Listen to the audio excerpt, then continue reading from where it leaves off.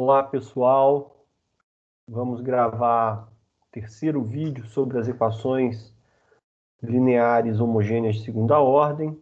Hoje nós vamos completar aquele estudo que nós começamos no vídeo anterior sobre as equações com coeficientes constantes. Então a gente está lidando com as equações desse tipo, a y duas linhas mais by mais cy igual a zero, com a, b e c constantes, e a diferente de zero, certo?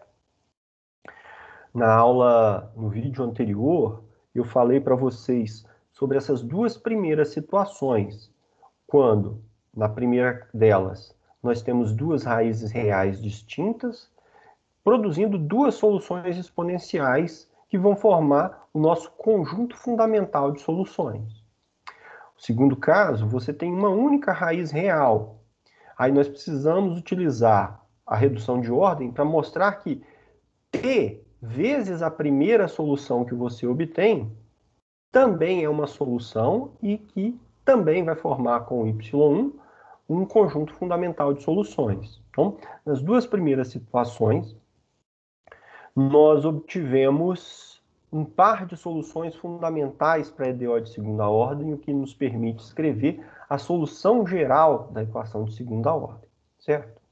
Hoje, ou melhor, nesse vídeo, eu vou falar para vocês da terceira e última situação, que é quando, ao invés de termos raízes reais, a equação característica relativa à EDO dada possui raízes complexas. Tudo bem? Então, nesse caso, as soluções exponenciais que você obtém são soluções exponenciais complexas. Então, nós precisamos saber como lidar com essa situação. Para isso, então, eu vou falar rapidamente aqui sobre algumas poucas propriedades dos números complexos, tá bom? E que vai ser o suficiente para nós entendermos como lidar com essas soluções complexas da EDO que nós obtivemos. Então vamos lá, um número complexo sempre se escreve como uma soma desse tipo, z mais i beta, z igual a alfa mais i beta, onde alfa é chamado de parte real do número complexo e beta a sua parte imaginária, certo? E é a unidade imaginária que satisfaz a essa equação, raiz quadrada de menos 1 igual a i, ou se você preferir, i ao quadrado igual a menos 1, ok? Um outro elemento importante aqui é o chamado conjugado de um número complexo. Então, se você tem um número complexo z, nós dizemos que o conjugado de z, denotado por z barra, é igual a alfa menos i beta. Então, z igual a alfa mais i beta. Z barra, conjugado, igual a alfa menos i beta. A diferença é o sinal que aparece aqui, ó. Tudo bem? E aqui uma propriedade importante dos conjugados de um número complexo é que quando você multiplica, e a multiplicação nos números complexos é a multiplicação distributiva, quando você multiplica z por z barra, o que você vai obter é alfa ao quadrado mais beta ao quadrado, que vai ser denotado pela norma de z ao quadrado. Bem? Então, a gente não precisa muito mais do que isso sobre os números complexos. A gente até poderia se a gente fosse demonstrar essa fórmula aqui de baixo. Mas não vamos precisar disso, não. Eu vou admitir que essa fórmula é verdadeira. Ela é chamada fórmula de Euler. Então, eu vou definir a exponencial complexa a partir dessa fórmula de Euler. E ela diz o seguinte, olha, a exponencial complexa alfa mais i beta é igual a exponencial da parte real, então exponencial de alfa, vezes uma parte complexa aqui, ó, dada na forma trigonométrica, cosseno de beta mais i seno de beta. Bom? Então você transforma essa forma exponencial nessa forma chamada forma polar do número complexo. Tá? Exponencial de alfa, cosseno beta mais i seno de beta. E é essa fórmula de Euler que resolve tudo para nós, conforme eu vou mostrar para vocês agora. Olha só, nossa situação é a de que nós temos uma EDO de segunda ordem, linear, homogênea, com coeficientes constantes, tal que a equação característica da EDO possui o delta menor do que zero. Por isso, nós temos, então, que essa equação característica possui duas raízes complexas e essas raízes complexas vão ser conjugadas. Por quê? As raízes da equação de segundo grau, nesse caso, vão ser menos b mais ou menos i raiz quadrada de menos b de menos b ao quadrado menos 4ac. Note que b ao quadrado menos 4ac é menor do que zero. Então, esse cara menos esse número é positivo. Então, está tudo certo aqui, embora esse menos aqui possa assustar alguém. E onde é que apareceu esse i? Porque para aparecer esse menos, eu multipliquei por menos 1. É menos menos 1 aqui. Ó. Menos 1 vezes menos 1. Raiz quadrada de menos 1 é i. Então, ele sai aqui para fora. Certo? Eu vou, então, escrever isso de uma maneira mais condensada, como alfa mais ou menos i beta, onde alfa é a parte real, menos b sobre 2a, e beta a parte imaginária, a raiz sobre 2a. Tudo bem? O beta vai ser sempre positivo nessa minha notação, viu, pessoal? O beta é sempre positivo nessa minha notação. Então, uma vez que eu encontrei as raízes da equação característica, essas duas raízes definem para mim um par de soluções fundamentais.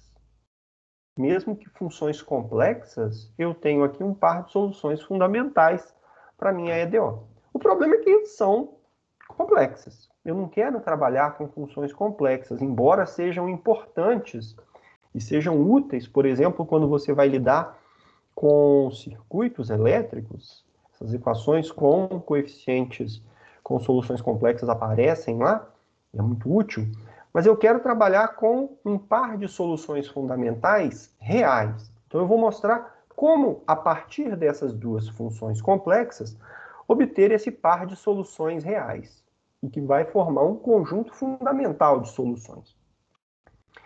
Bom, eu vou usar a fórmula de Euler para reescrever essas exponenciais complexas na forma polar. Então, distribuindo aqui, ó, eu tenho exponencial de αt menos i beta-t e exponencial de αt mais i beta-t. Aplicando, então, a fórmula de Euler, eu vou ter exponencial de αt, cosseno de beta-t, menos, esse menos vem daqui, tá bom? Menos i seno de beta-t, e a segunda função, aplicando novamente a fórmula de Euler, agora na segunda função, exponencial de αt, cosseno beta-t mais i seno de beta-t.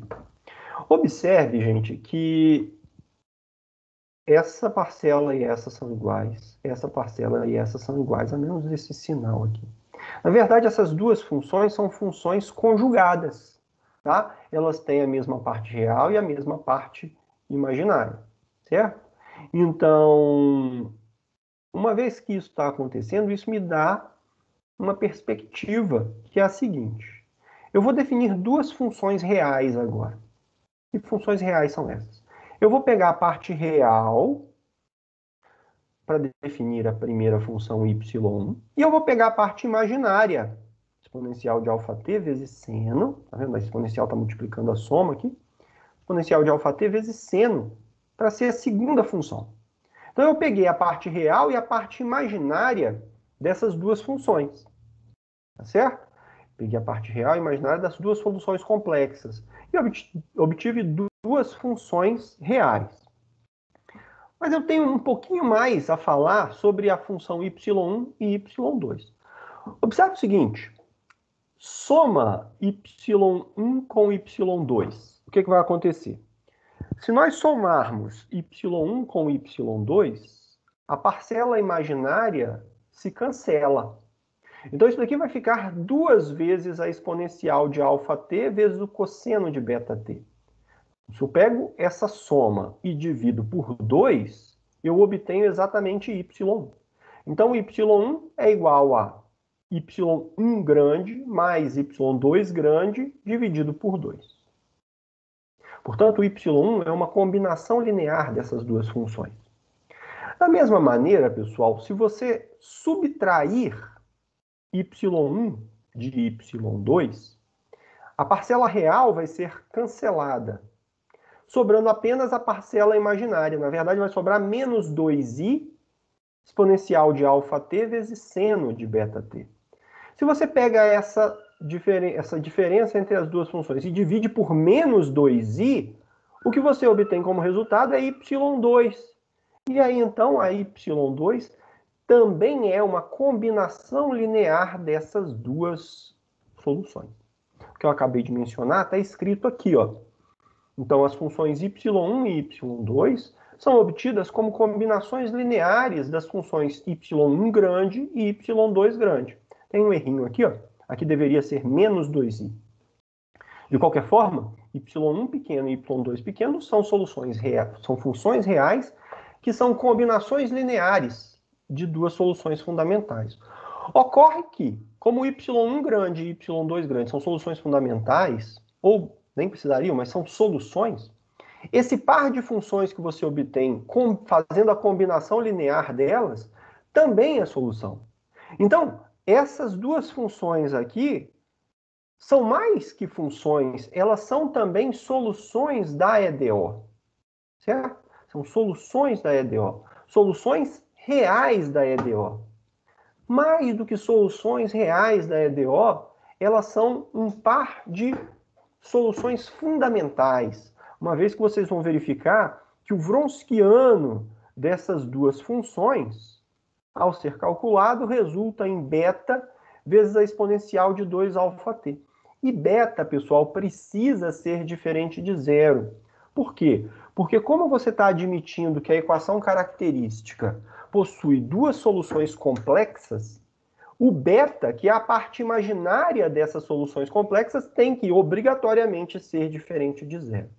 Então, efetivamente, esse produto é diferente de zero, porque beta é diferente de zero e a exponencial é sempre diferente de zero. Então, pessoal, y1 e y2 formam um conjunto fundamental de soluções, e aí a solução geral da EDO vai ser dada por C1 vezes y1 mais C2 vezes y2. E por que C1 e C2 são números complexos? Porque essa EDO admite soluções complexas. A função y1 grande e a função y2 grande são soluções complexas. Se você permitir apenas números reais, isso daqui vai ser sempre uma função real. Como você também tem que permitir as funções complexas, você então admite que C1 e C2 podem ser constantes complexas. Ok? E aí, então, para finalizar, aquele exemplo inicial do vídeo, a EDO y, duas linhas, mais 2y mais 2y' mais 2y igual a zero, possui como raízes complexas menos 1 menos i e menos 1 mais i. Logo, a parte real é igual a menos 1, a parte imaginária igual a 1. Tá? Então, alfa igual a menos 1, beta igual a 1. E aí, então, você tem aqui, ó, o par de soluções fundamentais reais da EDO. Sempre pegue o par de soluções fundamentais reais. Você não precisa fazer essa redução para chegar nessas daqui, não. Você pode ir direto nelas. Então, exponencial de alfa t, cosseno de beta t. Exponencial de alfa t, seno de beta t, que é alfa igual a menos 1 e beta igual a 1. E aí, então, a solução geral da nossa EDO é essa combinação linear aqui. C1 exponencial de menos t, cosseno t, mais C2 exponencial de menos t, seno t. Pode colocar exponencial em evidência, se você quiser, e aí fica a gosto do freguês, certo? Bom, com isso, nós encerramos toda a análise das EDOs lineares de segunda ordem homogênea com coeficientes constantes. Certo? Encerramos completamente. Porque nós tratamos as três possibilidades para a equação característica, vinda da EDO. Quando ela tinha duas raízes reais, uma única raiz real, e quando ela tinha duas raízes complexas. E nós vimos que, em todas essas situações, sempre foi possível encontrar um par de soluções fundamentais para a EDO, o que nos permite, então, escrever a solução geral da EDO. Significa dizer que todas as soluções da EDO foram encontradas quando ela se trata de uma EDO linear homogênea de segunda ordem com coeficientes constantes. Ok? Então é isso. Para essa primeira parte nós encerramos. Nos próximos vídeos nós vamos passar a abordar as equações não homogêneas, ainda focando nas equações com coeficientes constantes. Ok? Então até lá. Um abraço e bons estudos a todos.